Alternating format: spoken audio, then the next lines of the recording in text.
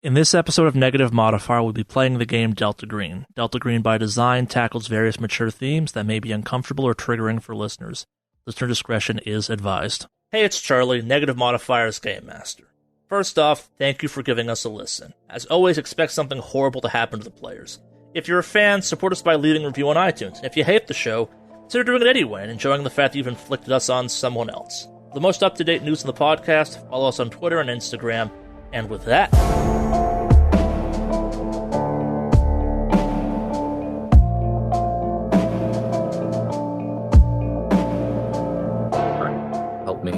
look her over, see if there are any markings, anything revealing before I go and cut her open. You roll forensics to assist Dr. Florence in studying the body. Well, let's start with searches, I guess. You all have pretty high searches, so I'll just kind of, you're not under like super pressure right now. No, like it is, the most suspicious thing is just kind of once overing this poor woman and kind of like getting under her clothing just to kind of look for stuff is, there's no markings. It's just, as you're kind of adding them up as you're going around, like easily 100 kind of varying depth, long slashes. Again, like it's always slashes, no stabs, no nothing else. It's always kind of like as long as possible. It almost looks like you can kind of using the medicine background, some forensics. It looks, you can kind of see where like it goes in and then kind of slowly. It's almost like you have to get almost like a full arm swing of some kind, and you can kind of see the movement of the knife in the cuts as they kind of differ in shape and kind of depth throughout their length. But there's splatters on the wall. Yeah, you would know those were cast off. Does she have anything under her fingernails? Like skin? Like she was fighting back? Nothing. Does it look like she was fighting back? There's defensive wounds, like she kind of tried to block because like her arms were showing all the marks of defensive wounds and stuff like that. But especially you can tell she did not get any hits in. Look, I don't know what we'd gain for cutting her open, but I can do it. What do you guys think? I don't think we'd gain anything either. And to be honest with you, it's just going to make us look suspicious at this point. Yeah, with gloves on, I mean, Florence is going to like feel around her abdomen and just kind of like the regular places around the body and see if like anything other than, you know, the multiple slash wounds, anything that like feels out of place is like. Nah, and I guess like as you're doing that too, I'm assuming you guys are kind of trying to confirm whether or not this is the same thing as Chicago, correct? Yeah. Yeah, so remember, there's a mark on the back of the neck where it goes in. That would in theory be hypothetically. Is there a mark on the back of the neck? There is not. I want to run an occult check to see if there's anything kind of. I would imagine Starter's history with T-Cell, he's bound to have run into some warlocks or some shit like that. Yeah, no, what's your occult at again? My occult's at 44%. Give me a roll. Success at 34. This kind of combined with your forensics, like, maybe this is an occult thing, but not one you've come across ever. Like this is a good old fashioned, just excessive murder, if that makes any sense. Like you're like looking at this thing in context. You're looking at the slashes. You're looking at the cast offs on the wall. Like your guess would be that like whoever this person was, they were making the attacks with these kind of long, very long. Not like they weren't using a sword or anything like that, but kind of they used their full arm, like almost like they were dancing while making these slashes or something. Like it's the cast off is like the blade continued after left the body, kind of throwing it all over the place. Like there's an artistic expression in this, maybe not like artistic in a like they were painting type of sense, but there's what's the right phrase for it? A movement to the entire set of both the wounds and the cast off that kind of in a weirdly specific picture. Whoever did this was enjoying themselves. There's intention behind each and every one of these splatters.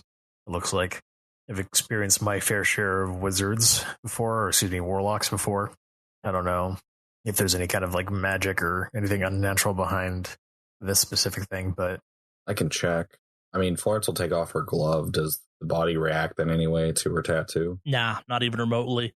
And I guess kind of now that you're all kind of looking at this from a, okay, it's not the bugs standpoint.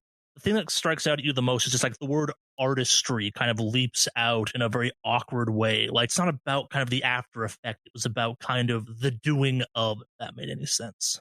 Are there any like faint bloody prints in this hall or anything like that? Yeah. Firestarter pulls out his phone and starts running through Sabrina's social media.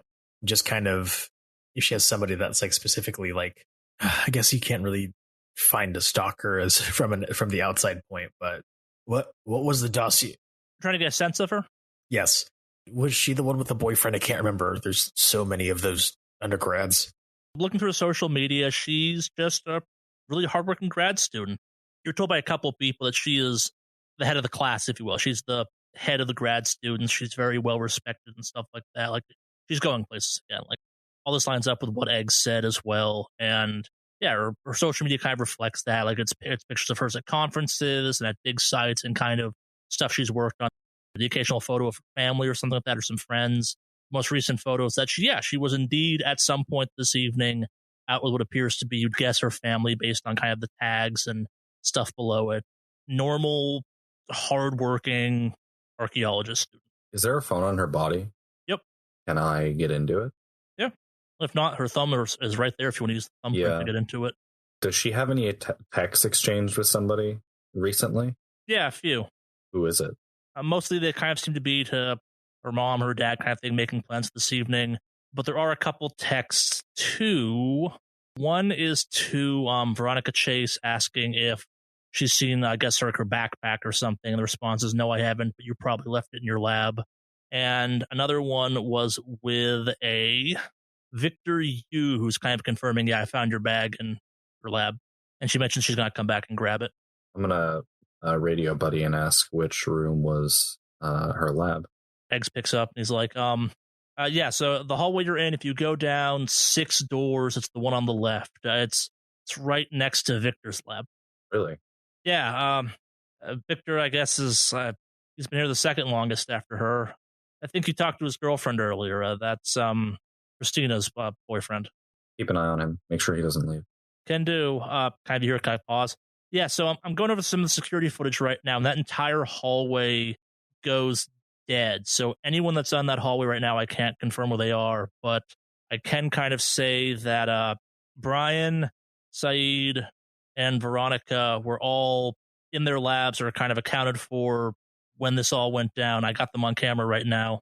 Can't account for Christina or Victor, though. Christina's just out of her lab, and Victor's on that hallway. When the camera's cut out, he's in his lab, and then he's back in his lab type of thing. It doesn't look like he left it all, but just letting you know. All right. Keep us posted. It's safe to call the cops yet? No. Give us like another 5 minutes. Maybe a little longer. All right. Let me know. John, you have a little bit more of a military expertise. Do you see any kind of like vantage points or anything kind of that would set somebody up for kind of this situation? Can I roll for that? I guess, well, he's asking about like any layouts where somebody would have like vantage points or things like that. It's a straight hallway, so the answer is yeah, the entirety of the straight hallway. Like ducking out of any of these doors, as long as the door opens the right direction, would give you a pretty good vantage point, hypothetically. But I guess that's why I'm asking. Like, what are you trying to get at specifically? You're trying to look for like a place you could hide effectively? Because again, straight hallway, not a lot of hiding options, unless they're capable of like teleporting into the vents, which there's no signs of that happening or anything like that. Well, then I will. So then the search I'll do, obviously, would look into the hallway, because you said are there cameras in the hallway, you said, right? Yep. Yeah, and they went on the fritz. Yep. Is there any damage actually done to the cameras? Or when you say on the fritz, is it like the feed went bad? The feed went bad. Okay.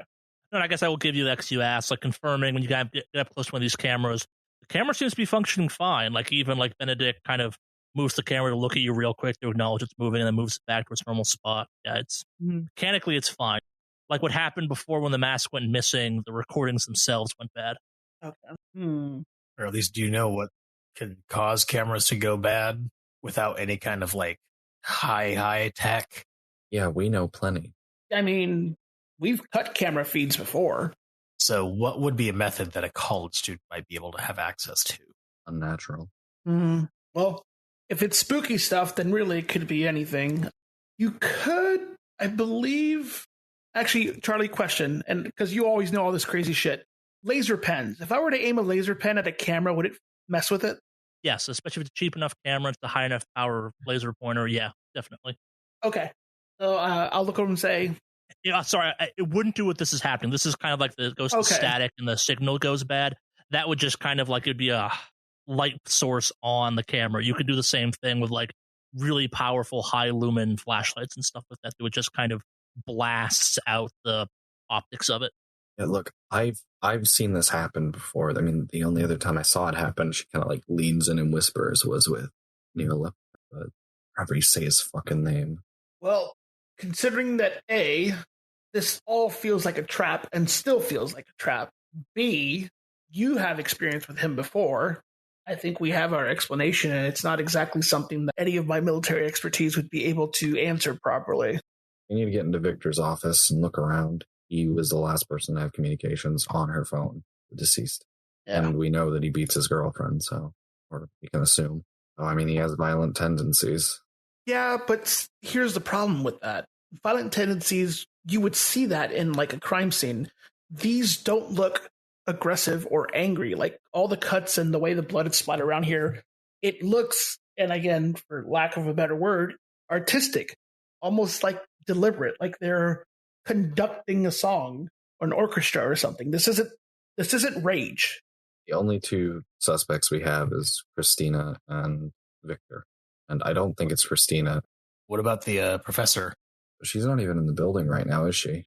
I think she left already. Allegedly. Yeah, ask Eggs if the professor's still in the building.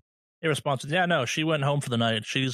Best I can tell, she never came back, but also cameras went bad for a chunk of time. Like, maybe it's her, but I'm not seeing her anywhere. Nothing. She didn't swipe in or anything. Can you see if her car's in the parking lot? I pauses for a sec. Yeah, no, nothing there. All right, let's go check out Victor's office and Sabrina's. What you going to first? Victor's? All right. You locate it, you open the door, and you're greeted by a kind of 6'2" Asian man kind of working away on top of something on a table. Hears you come in, kind of turns his head slightly to see you, kind of like nods and kind of like gestures he's still working on something. He's finish up with something, I puts it down and then turns. I'm sorry, can I help you? I'm not sure who you are, I guess. Kind of extends a hand up. Victor, you, grad student here. He doesn't look like he's been doing physical activity recently or have any blood on him. Seems calm and collective, but also looking at him, you notice the same kind of rash facial discoloration on his face that Christina had. I'm not sure what to say here, guys. I'm kind of surprised he's in his office. Hi, we're insurance auditors. We're here to kind of investigate, talk about whatever. We're here to find out more about like this missing mask sort of situation and whatnot. Oh yeah, the one that went missing. We all thought it was a fake or something, but we went through the carbon dating was correct for it, I guess, and all that stuff. But yeah, what's you talk to so far? 'Cause I'm sure everyone else would have told you that mask is kind of old, but kind of junk. Its only significance is that it was old and kind of vague. Yeah, I mean that's kind of what everyone's been saying, especially that one girl. What's her name? Probably Veronica. She fucking hated that thing. Robo wanted to work on the Greek architecture or the Greek stuff. Yeah, no. She spent days cursing that thing. It was a giant waste of her time processing through that box. I get it. I got stuck processing that box too, but we do what the boss says. She tells us to do something, and we work through it, and he shrugs at this. Grad students don't get to pick our projects yet. What are you working on, by the way? Kind of like steps back a sec. It's like, I recovered some bones from a site. I'm kind of going through and cleaning them right now. We're trying to pull any maybe useful sediment or kind of particulates out of it to give us a better sense of what was happening at the time. I have gestures at them. They do appear to be kind of human or bone remains, partially a rib cage and some skull stuff. And it's not a great set of remains. He's like, it's not a well-preserved set of remains by any measure, but it's enough that we can kind of get some idea of what may have been going on at the time. It's part of a whole dig that got sent to us a couple months back. We've been slowly working our way through it when we've had time. Mostly it's processing and piecing stuff back together. And yeah, it's slow, but important work painting the larger picture, I suppose. All right, well, we have some questions for you. Don't go anywhere. We'll be back later to talk, okay? Yeah, sure. Talk about what? A little bit more about the mask. It shouldn't be long. Between you and me, you're wasting your time. You said you were insurance or something? Something like that. We never even really finished an appraisal on it. Like the value of it is maybe a couple $1,000s or something. You'd be, honestly, you're probably wasting more time and money on let's do hotel rooms and travel and food, just being here investigating it than the entire thing's worth. If there are valuable things in the museum and there's a thief that can run around freely without being caught, that means that there's a lot of things at risk here in this museum. Sure, but also like the thing that if they could have stolen anything more valuable based on that same logic, and they walked off with just some cruddy generic stone mask, like between you and me, the occasional kind of frat dare goes wrong and someone tries to sneak in and steal something spooky. They never get to anything important upstairs. Like down here is lower security in some ways because it's not, processed and it's locked in these rooms, but there were other more important things down there they could have grabbed. I'm betting like someone dropped it and broke it by accident, just threw it out to avoid getting in trouble or something. Like between you and me, that's what I'd have done with that thing if something like that happened. It's got no real value. Like, Yeah. I'm not sure we're making a big deal of it. All right. Well, go ahead and get back to work. We might be back around to talk to you here in a bit, okay? Yeah, sure. Knock next time. My girlfriend sometimes slips in here when it gets late like this. We spend some time together. Okay. Kind of like awkwardly says that and like is like We're gonna go now. Oh, young love. How too much information, but good for you. What's up with you okay there, bud? You got some whatever the hell's going on with your mug? what are you talking about? You got a rash? Is frostbite? You should be I don't know, man. Probably should keep some like lotion inside here. I mean, like lotion, not like lotion for you and your girlfriend, but like dealing with whatever the hell that is. Pauses confused for a second, like rubs his face. You know how it is. It's just cold. Neither of us are from cold climates, so like it's like dries your skin out real bad. It looks worse than it is. Kind of itches a little bit of his face. It's not a big deal. When we have a chance, we'll deal with it or something. Like, yeah, it's just some moisturizer, a nice shower, and we'll both be fine. Like, ask anyone who's a first year student here. It gets so cold here sometimes. Walking across campus will chap your lips and make them bleed. All right. Well, I mean, does his rash stand out any more than Christina's? Yes. His looks further along. Yeah, it's a little more prevalent, I guess. Maybe not further along. Maybe it's got more color to it, so it's not faded into the skin just as much. Can she kind of place what's going on? Is it like look like a cold rash or more like a infection rash? Give me a medicine. 59 out of 55 failure. I will give you. It doesn't look like a cold rash. I'm not going to tell you what it looks like, though. You're 55 for medicine. You'd know this. This is like almost like a friction burn or kind of like a friction rash of some kind.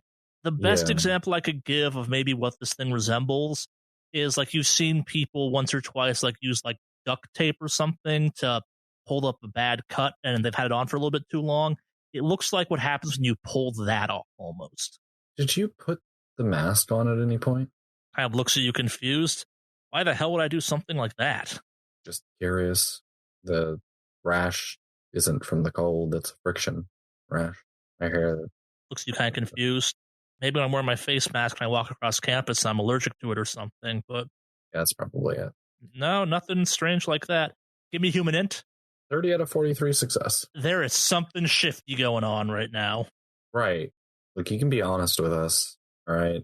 We're really just here to get this process done and help all of you, but we can't do that if you're not honest with us. I look so you confused. I don't know what else I can tell you. I can tell that you're hiding something. Sorry, 3 insurance investigators find me late at night in my lab and ask me a bunch of questions, then start talking about my face. That's enough to make anyone uncomfortable, right? People said that the inside of the mask feels like Velcro, right? Yeah, I guess it felt like that. I didn't work with it much. That was much more Christina's thing. If you're asking about weird injuries, I guess, remember, she cut herself on it too. Like, that's suspicious, right? Like, person cuts themselves on a stone mask. Turns out it's just because we're overworked and extra tired grad students. And we talked to her. Oh, you did already? Yeah. Huh. Well, there you go, I guess. Anything else? Inspectors, investigators, insurance adjusters? Walks out. I follow. I also head outside. Hey, guys, as I kind of close the door, I'm being the last one out. I don't know if this is kind of me being kind of way too paranoid or if this just seems a little bit like too much of what is it? Coincidence. The word is coincidence I'm looking for. Christina cut her hand and laid it on the mask. Christina is almost second best. Was there any kind of guilt or harboring feelings of like frustration or jealousy towards Sabrina? Because Sabrina just got cut the fuck up. Do you think those 3 actions, like her cutting herself and laying it on the mask, and then Sabrina getting cut up, have any kind of correlation? It's possible.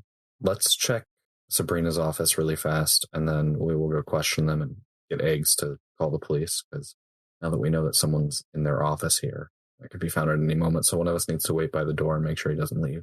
Yeah, I forgot that no one knows about this yet. Do you want me to... Here, it's the Sabrina's office is right there. I'll kind of stay watch outside here. You guys are going to be cool with that? Yeah. Like, we're not going to be split up, but close enough. Go take a look, John. All right. You're in Sabrina's office, or Sabrina's lab, I guess, whatever that phrase is for it. Yeah. Yeah, so it matches the other rooms you've been in so far and kind of look. There's a couple personal effects here. What are you looking for? Anything that looks like it could be related or just something that just seems out of the ordinary that wouldn't be here. What's your search at? My search is at 53. Yeah, so kind of looking around, it's nothing too out of the ordinary. You're not used to being in these types of labs. The entire place is a little strange to you. But the one thing that stands out based on what you've kind of uncovered so far is her backpacks here. Crack it open. Before I do that, can I roll an alertness check? Yeah. All right. 35 out of 67 success. Do I sense anything out of the ordinary so far? Or just a weird feeling?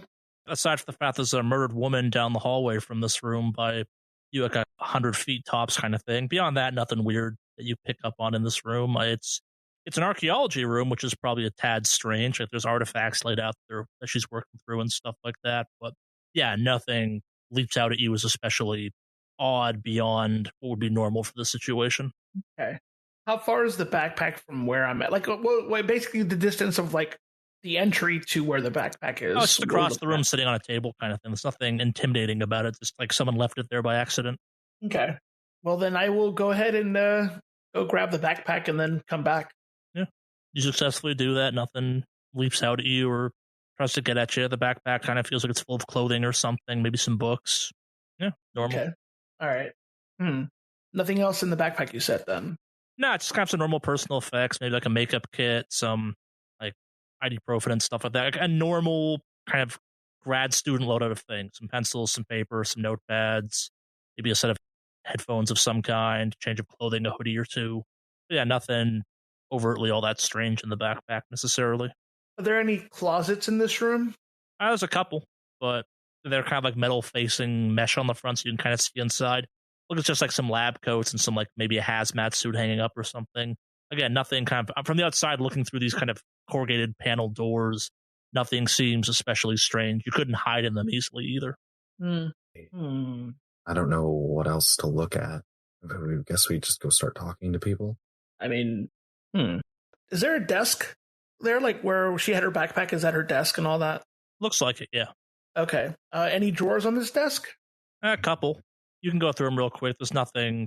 I guess I'll save you some effort on this one. There's nothing off in this room. It's all kind of normal supplies, normal effects, a couple of pictures of her family and stuff like that.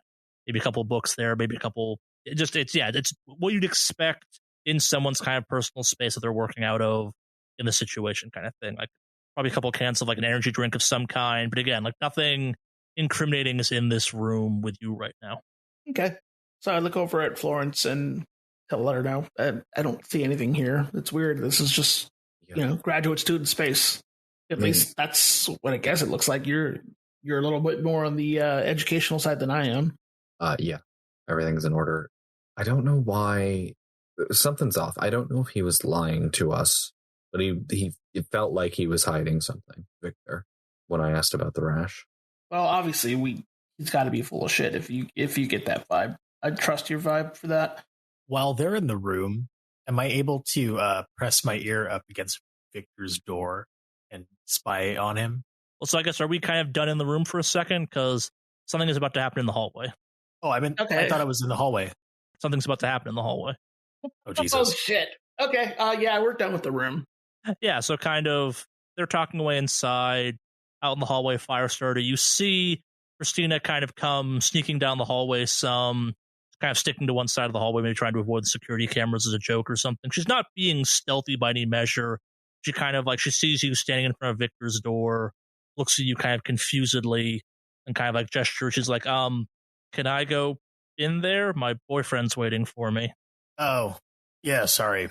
I got a little lightheaded, so I took a little break. You're welcome to hop in. She kind of slips by you into the door. She don't want to cut herself.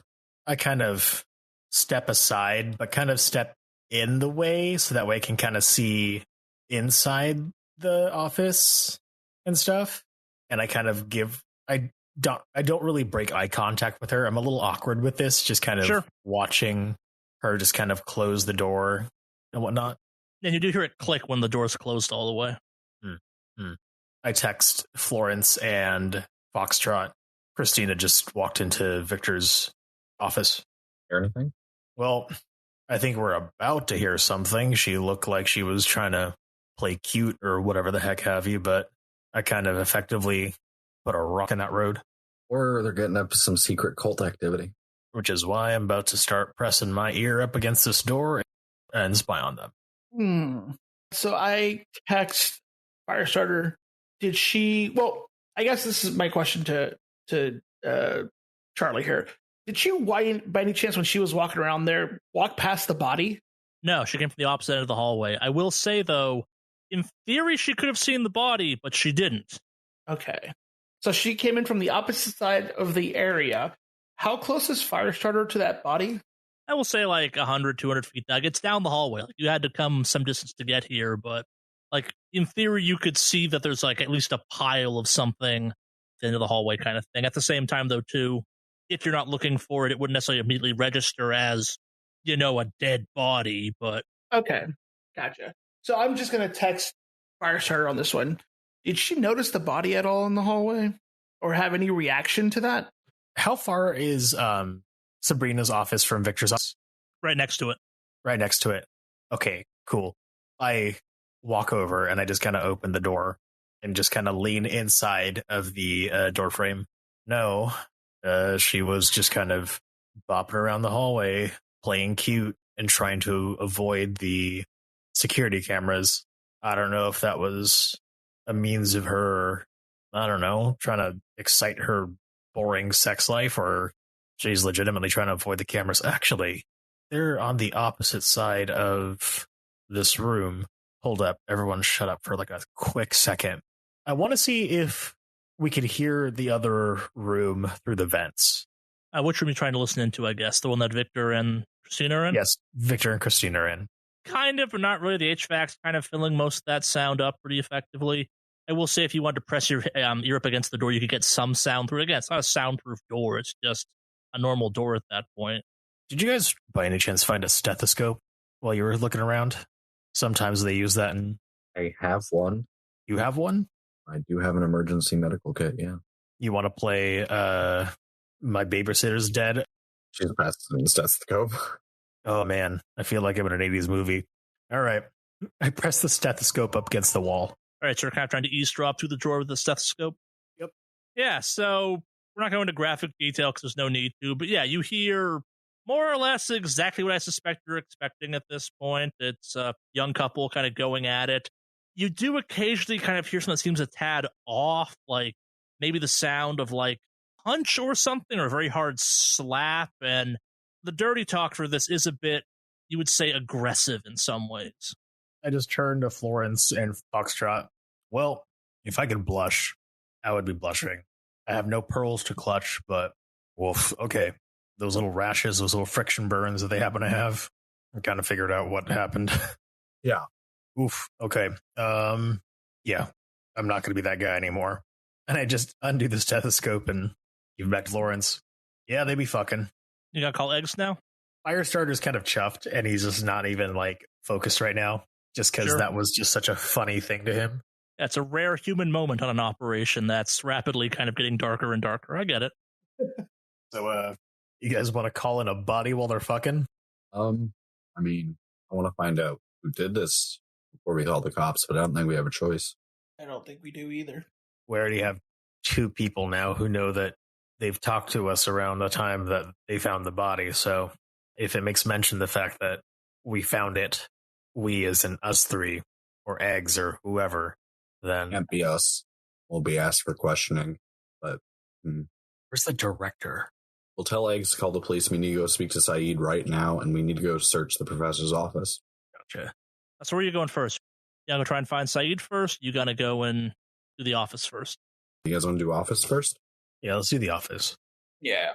We'll tell Eggs to come and find the body. No, you kind of okay, cool, it's time. Do you want me to bring some footage down for you to look at real quick? Because there's nothing on it, but yeah, it's what you asked me to do. I can also just scrap it if you want. Destroy it. Can do. Kind of pauses for a sec. I see you got stuck in the Christina Victor thing. Yeah. Happens to all of us eventually. Right. What are you off to next? I can maybe get you some keys or something if you want. Professor's office. All right, cool. Might I recommend not being here when the cops show up? No offense, but How long does it usually take for them to respond? and boss was like, well, campus security will be here pretty quickly, but the actual police will probably take, I don't know, 15 minutes once the kind of campus have their full breakdown. In fact, there's a full-on murder in the building. I'm just saying, though, 3 insurance inspectors show up and suddenly there's a grisly murder. I'm no cop, but that seems suspicious to me, and I know you're not the ones behind it. All right. Well, then you might need to buy us more time with Christina and Victor while we're searching this office. You got a little bit of time, I think. You probably have an hour stopwatch on you, I guess, at this point, between all things are said and done. I'm assuming they'll, process the scene and take photos and be all gruff about it. I can tell them you left, just maybe don't bug any of the other grad students tonight.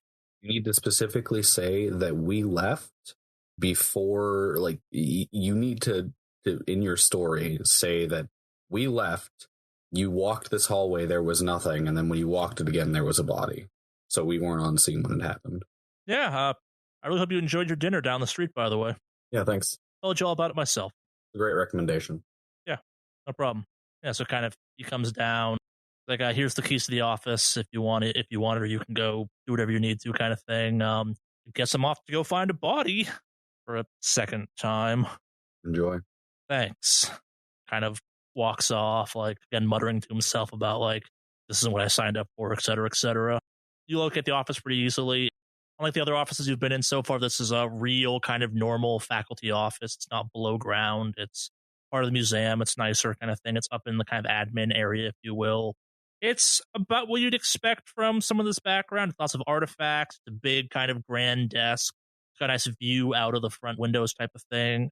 It's nice. It kind of has that, yes, I'm the head of an archaeology department at a prestigious museum type of thing, and I teach and stuff like that. A lot of books, a couple of artifacts here and there type of thing.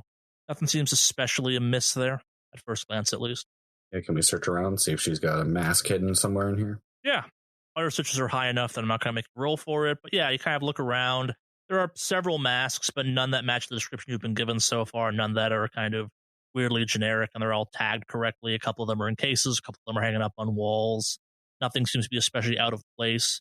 What you do find that's a little bit kind of, maybe not odd, but a little bit maybe unexpected, is that there is a stack of invitations. There's only a couple left in the stack kind of thing. It's 3 or 4 that kind of appear to have been arranged at one point, and they appear to be invitations to some type of party at her house or some kind. For tonight? Nope. 2 nights from now. Who are the people that the invitations are for? You can't tell. It's just kind of a general, we're having a housewarming party, or kind of it's a general invitation, if you will. I know there's a stack because there's a couple more kind of not folded ones next to it type of thing. Does it look like a very bog standard invitation? Yeah, again, if Florence would have the most context on this, these are the types of things professors might do. Hell, Florence may have gone to a couple of these things in her time through the various academia she worked her way through. You work long hours with professors, they become kind of maybe not friends, but kind of a certain level of family, if you will. They kind of, again, you're not their children necessarily, but they do kind of have a bond with you. You maybe don't drink all the time, but if something big happens or a birthday happens, maybe you go out and celebrate as a group kind of thing. They're your surrogate family, if you will. You're spending all your time working with them, so they be kind of, you bond whether you want to or not, if you will. Is there any evidence of someone having been here recently? Nah. I think this is a wash. We should go talk to Saeed. And does her computer just not have a password on it? Just on sleep mode right now, yeah. Just waking it up, is there anything pops out on there? There's a password you have to go through, but you find on a piece of Post-it note kind of stuck under the keyboard. Nah, nothing super weird. Just kind of various invoices. She's written up some stuff that kind of is explaining the like, yes, this thing's gone missing. No, I don't know what happened to it. Why are we spending this much time trying to find it?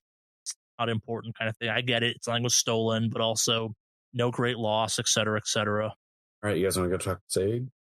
Yeah. So through the big window you were looking at, kind of out, you see cop cars start arriving. Well, we better make it snappy. I'm gonna go warm up the car, I guess. Like we kind of need to split up now. We can't be in a group. It'll be easier for us to get out and like look nonchalant if we're not in a big group. Might find myself back at that Starbucks, or at least I might find myself. Where was it? We were supposed to head to dinner. Look, I'm leaving through the loading dock. Actually, or we all just go through the loading dock now. I don't know if we have time to speak to Saeed. We can speak to Saeed at a later time, or we can speak to Saeed like off campus. The thing is if it's any of these people, they would be covered in blood, right? Yes and no. I mean, it's 100 cuts. It's 100 cuts, but these people have specialty equipment. I'm pretty sure someone could just throw on whatever the hell protective suit or decontam suit, just toss it at the end of the time. But there would have been bloody footprints. Yeah. Well, I guess we're digging through the trash tomorrow. Yeah, let's get out of here. Yeah, let's go. Yeah, you all kind of covertly make your way out. As Sam kind of fades into the background behind you, kind of hear more things going on. A ruckus has begun to kind of form. Again, it's several cop cars at a museum on a college campus. That's reason enough for people to kind of suddenly start taking note of it. But yeah, you make a clean exit. No one's looking for you. They're all very focused on the mysterious murder. Look, we can... Do you want to go stop by the professor's house? Talk to her? We have her address. Party invitation. I mean, we could stop by the professor's house. What happened to the museum director? I'm pretty sure he's probably up in arms around this too. I'll call him if you want. This is late at night too. We're talking like by now we're like close to 1, 2 a.m. in the morning type of thing, potentially. Yeah, she's the head of the department, so she's probably going to be leaving her home to come in. She's going to get a phone call, right? He's probably coming in, which would be a great time to break into her house. Ooh, home invasion. I haven't participated in one of those in a minute. Yeah, it's just hopefully no one's there. And I can't do that. I will get us caught. I'm very clumsy. Look, I can call our friendly, see what he can say, or I can call Pine and ask if she wants to advise what we should be doing. Because we don't really have a lead at this point. I mean, you can call or contact Eggs and tell him to see if he can rouse the professor to show up. Like, we have the museum director as well as the security guards contact. I'm pretty sure that you're right. If all of a sudden one of your students died on the job as a museum researcher, she'd be a little like, hey, what the hell, and get out of there or get to the museum. Well, she's definitely coming because this was their best student too. I mean, like, do you want me to call Cornelius? Text him. Lawrence will text Cornelius and tell him it just says call me. All right. And do you want me to call Pine and see what she advises on this? Because we're out of leads other than breaking into that house, trying to catch Saeed tomorrow. Maybe just wait till tomorrow then. I know it's not necessarily the pace maybe you want to move at, but occasionally you just have to let things lie for a little bit. It would make more sense to kind of let the day unfold some. The house would definitely be empty then, hypothetically. Saeed will probably be in the building at that point. Like, people will be rattled because police too. I don't think we can go back to the museum because it's going to take a couple of days to process that scene, right? We can. The answer is you definitely could. The reality is there wasn't much at the scene. Like, there's not a lot of evidence to kind of catalog. It's a hallway. There's pictures to be taken. Like, they might be done at some time tomorrow. The reality is they're going to kind of cart the body away. There's not much to process. I guess that's fair, but they're going to be doing interviews all day too. Yeah. I mean, we can go back tomorrow. There will probably still be police there, and people will recognize us. Well, and I guess I'd also say, like, the body was discovered after you, in theory, left, so... Yeah, that's true. I mean, I guess let's go get a hotel. Every minute we stay in this area just feels super sketch the more we stay around here. I don't think we really have a choice. We just need to let it play out. I know. We just have to be on high alert, which feels like it's part of the job at this point in time. So where to? We finding a shithole to hole up in, or we kind of going for mid-class? Don't care. It's a college town, so there's plenty of Holiday Inns and stuff like that, too. You can splurge and go for a real nice economy place. If anything, we could always find a double tree. Those cookies are pretty tasty. Huh? Sure. I'm getting no's. Oh, yep. One yes. Sure. Doesn't matter. I would say, for the hell of it, if we're being tracked, why not go somewhere fancy for a change? Our MO is going to economy and off the radar. If whoever is tracking us or following us knows our MO, maybe we should shift out of that and actually go somewhere well lit and fancy and public, essentially hide in plain sight. It also lines up with being insurance investigators. You do live a higher lifestyle than a Delta Green agent doing that. Yeah. Let's do it. Oh, perfect. We'll find a way to put this on Delta Green's dime somehow. All I know is I am not used to this cold, and if I have to go to a shitty little motel with like barely a blanket, I will not be a happy camper. So yeah, I guess we find a nice hotel. Yeah, I'm willing to hand wave this too. It's not a big part of this. Yeah, you find a place. It's nicer than normal Delta Green accommodations. The idea of actually subverting expectations and going with something nicer to kind of throw off a trail, that's actually not a bad idea in some ways. I like that a lot.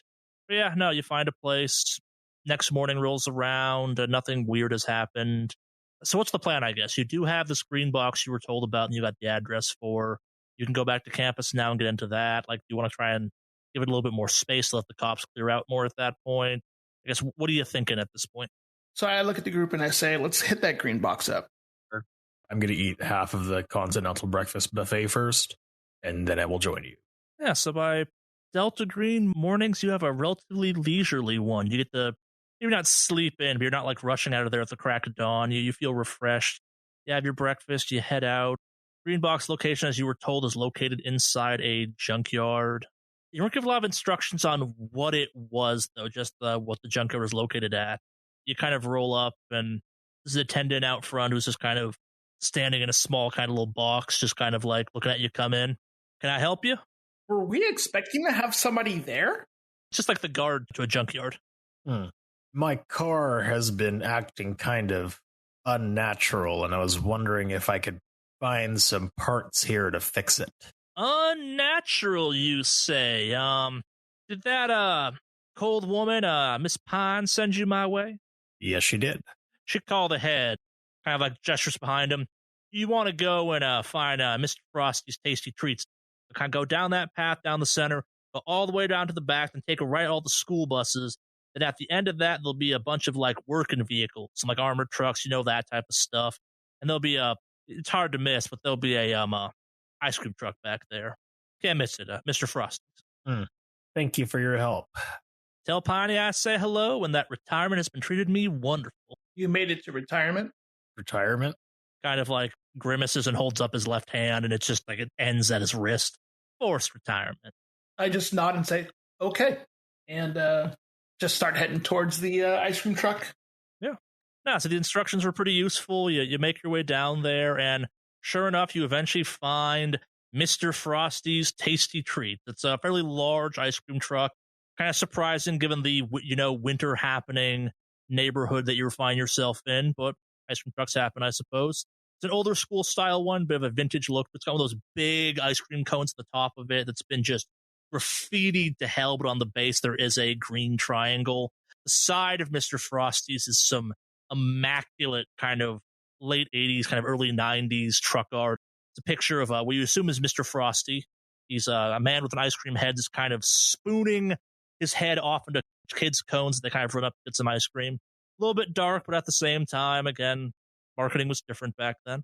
It's kind of buried into a pile of other stuff. Like it's almost like someone parked this thing and then dumped a bunch of other vehicles around it to kind of lock it in. The only door you can access is the back. Let's crack this baby open, shall we? Do it.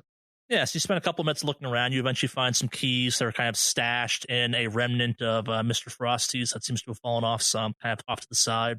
That's a lockbox situation. You kind of get that in the key slot, open it up, and yeah, you find yourself in a ice cream truck. So it's not so much a soft server, kind of like you could get machines. It's lots of like big containers that would store stuff. It's very clean inside, like someone spent a lot of time cleaning it up. To your left, when you enter, there is a plaque that says Mr. Frosty's Employee of the Month, and it's got a bunch of dates and names on it, 23 to be precise, the last of which was August 1996.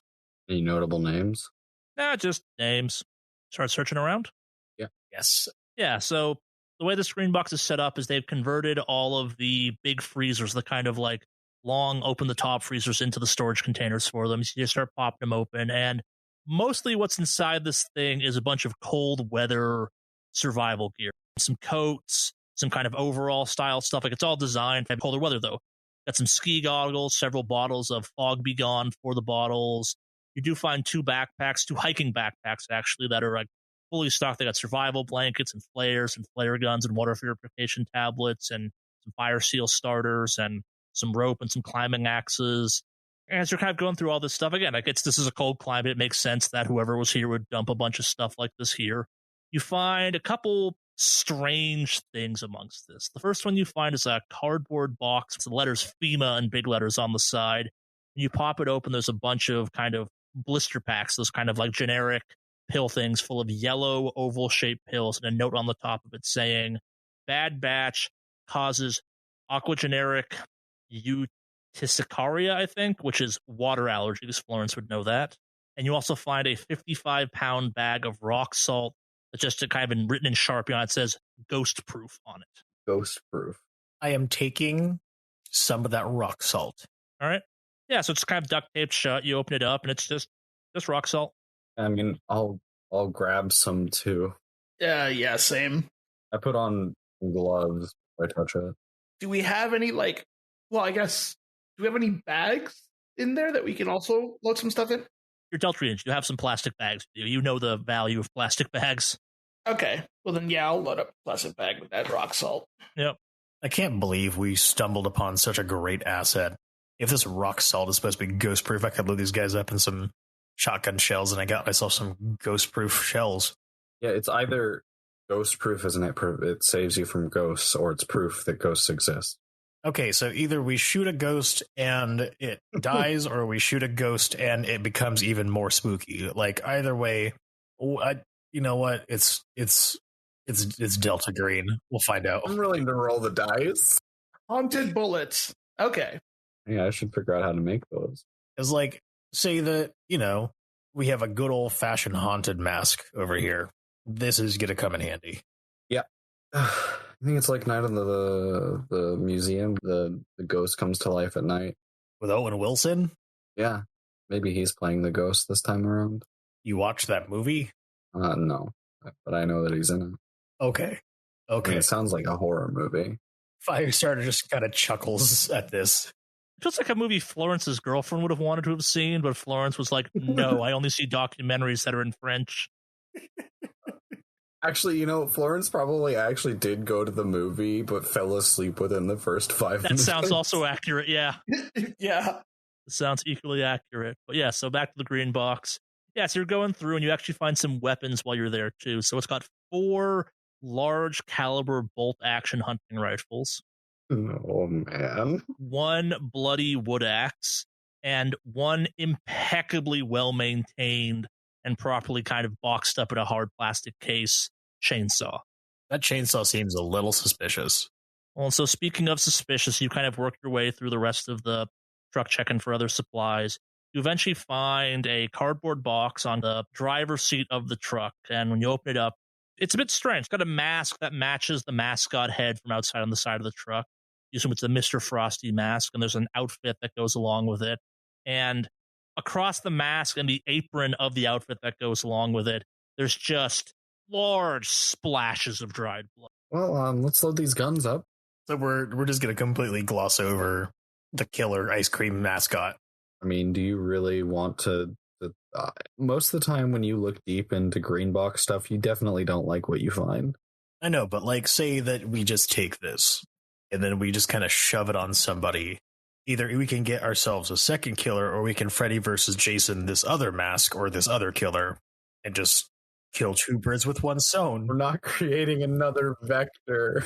We're not creating another vector to deal with a vector. But I love the idea. Long time ago, I picked up a random cowbell in one of these green boxes, and I saw fucking cows for a while. If you want to roll the dice with the killer freaking ice cream thing mask, whatever, go to town. I'm not touching it. I think we should just load the guns up and get going, to be honest. I mean, also, that blood is from a murder that's probably unsolved and would be bad if it became solved. I mean, true, but like, I don't know. There's just some things that you just kind of, after a while, this job just kind of gets to you. And sometimes you just want to watch an ice cream man kill a masked man. I mean, nothing's stopping you from taking the costume with you and then not using it. Take the costume. What? Roll the dice. We're going to be driving around with a bloody, like, murder evidence in the car? I mean, you can have it in a bag. You don't have to wear it. Lawrence, did you not forget the fact that we abducted and killed somebody? Well, yeah, but now we're going back to a place that's going to actively have police presence because someone just got murdered. You're right. I mean, normally I wouldn't care, but somebody just got murdered and now we're taking bloody clothes. We're going to drive back there. I don't know. Sometimes I just am so upset that you were so sensible. Other times, yes, it does save my ass, but god damn it. I'll find my fun somewhere else. I will leave the mask and apron alone. All right. But I am taking this, and I will grab one of the high caliber hunting rifles. Oh, yeah. Let's take all of them. Oh, we're taking all of them. Oof. There's 4 of them. There's only 3 of you, but fair. Yeah. So as I'm gathering the stuff we agreed to pick up, I just kind of look over at Firestarter and like just be like coward and kind of laugh a little bit. Don't make me regret my decision. I'm capable of doing dumb stuff. Look, there are 4 rifles and Buddy is a 4th person. I thought we weren't trusting anybody else. Well, in the heat of the moment, sometimes you just throw somebody a rifle, We could also throw him a Mr. Frosty mask. No, he's kind of nice. He's kind of cool. His nickname is Eggs. Yeah, I mean, I'd be afraid. Just take the mask, Firestarter. You really want the mask. Just take the mask at least. God damn it, Foxtrot. Fine. Yes, you've convinced me. Lawrence in the background just shaking her head like, oh no. I look over, because if not, we're going to hear about it the whole way back in the car. And I don't want to sit here and listen to you talk about what could have been with the mask. I'm taking the Mr. Frosty mask as well as the apron, and I'm just going to put it in the... Charlie, how big is this Mr. Frosty mask? Are we talking about like oversized mascot baseball game mask? Or are we talking fully that big, but like it at least triples your head size type of thing? Like it's a full globe Mr. Frosty head. Cool.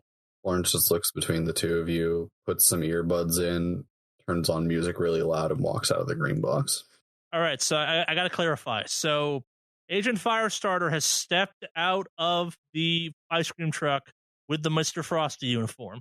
Holding the Mr. Frosty uniform, yes. Not wearing it, though. Give me a POW check. Jesus Christ. 13% out of 50 success. Let's go! You are momentarily overcome with just a powerful urge to, in the cold, strip down, put on this outfit and mask, then go serve some children some ice cream. You resist it, but you feel it. There are children out there that need ice cream right now, and god damn it, you're gonna serve it to them. Doesn't take hold, though. It's a momentary, it passes kind of thing. You feel like shoot through your brain, though. But at the same time, though, you feel like if you just put on this outfit right now, you could make Employee of the Month. Your name could be on that plaque in that ice cream truck, and all that's stopping you right now is you. Why aren't you serving ice cream? No one else is in the middle of winter. You'd have no competition. You'd be a shoo-in. Yeah, you kind of shrug all this off. Sorry, what horrible implications that means now with the blood? Are you telling me that my specific urge was to get naked, put on this mask and apron, and serve children ice cream? It was a full costume. You're talking about running around in a mask and a apron. You had like a full Mr. Frosty outfit in that box you were going to change into. Oh, you go to jail. The implications are awful. I might also say that there's like maybe a picture on the side of the ice cream truck showing Mr. Frosty serving children ice cream. But so as Florence and Foxtrot are like walking away, I'm still kind of just standing outside of the ice cream truck, just kind of holding these things. Yeah.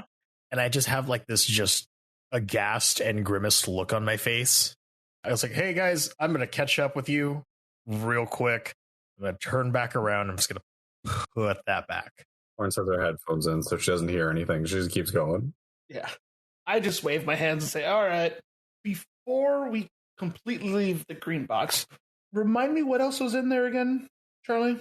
A bunch of foul weather gear, like lots of winter survival gear, some backpacks that are fully supplied up for kind of exploration of that, some climbing axes, some rope, some winter survival gear kind of across the board, some camping stuff, bunch of jackets, bunch of kind of cold weather coveralls, some goggles that are like snow goggles and stuff like that. Right. None of you live somewhere that's cold, so I have to explain this stuff in more detail. Like, I will say that, like, this all looks dated. Like, maybe it's like 10 to 20 years old, but it's like big puffy jackets, and the coveralls are kind of a one-piece thing you can put yourself into. You can zip up. It'll be waterproof. There's some snow pants. There's some kind of heavier kind of snow boots and stuff like that. There's even a couple snowshoes in there if you want to grab a bunch of that stuff.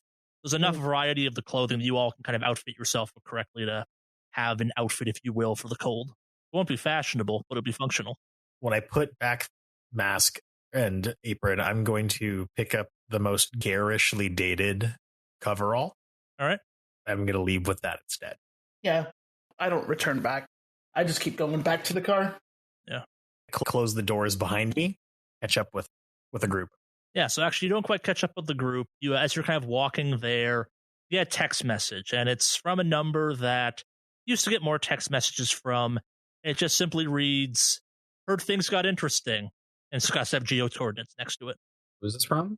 He would know this is a text message from Agent Tranche, and that this is most likely a location for a tea bag, one of their kind of specialty supply drops of T-cell specific equipment. Hey guys, wanna have a second Christmas? Hey, Foxtrot, get Florence's attention. I tap Florence's shoulder. She'll stop and pull an earphone out. I raise up my phone and I give it a wiggle. I've got something fun for us. I think that our definitions of fun are probably very different, but what do you have? Yeah, I mean, like, I had to put the ice cream head down. You might have seen me on To Catch a Predator, but what? Agent Tranche has got a little bit of a gift for us. Okay, we're just gonna gloss over it. Okay, okay. I have a blank stare on my face, trying to process what I just heard. I'll explain it on the way. Hey, I'm just saying that I'm like 10 for 10 with telling people not to touch things in green boxes that they probably shouldn't be touching. Just want that known. I was willing to roll the dice. I put the dice back after one roll, and I had my time. I had my fun. I realized that fun was not going to be something that was going to be productive, nor good for anybody. Yeah. But yeah, like I said, I'll explain I'll explain why on the way there. But I do happen to have a little tea bag for us. It's really bad that we're going to be going to a school with a tea bag. I can only imagine that it's bad. We're going to be rolling up to a university in the United States with a lot of guns. It's the United States. These kids have probably had active gun training, or active shooter training. It'll be okay. Orange just stares at you and with like a blank expression says it would be better for us if they didn't. But it's also Michigan, which this is a state that used to give you a shotgun if you opened a savings account with certain banks. Let's go to this other drop off.